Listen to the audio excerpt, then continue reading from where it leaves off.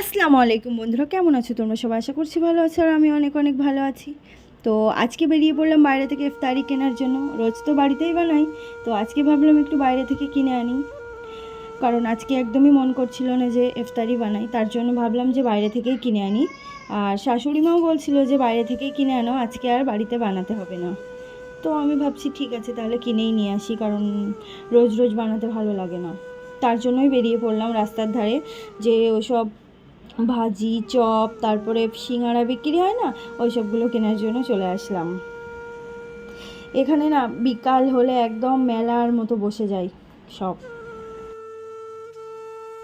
আর আমি ভাবছি এত এত ভাজি ভুজি কি বিক্রি হবে? কিন্তু হ্যাঁ, সবগুলোই বিক্রি হয়ে যায়, বেশি কিছু থাকে না, হয়তো অল্প কিছু বেঁচে থাকে, কিন্তু বেশিরভাগই বিক্রি হয়ে যায়।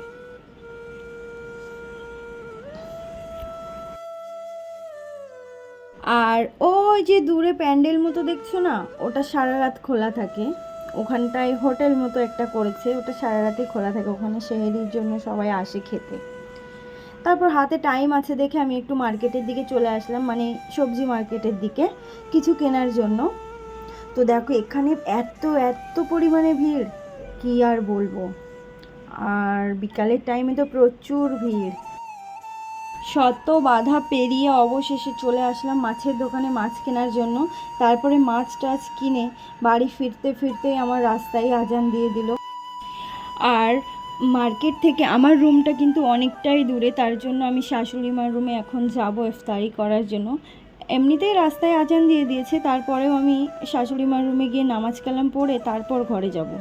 ঠিক আছে, আল্লাহ হাফেজ।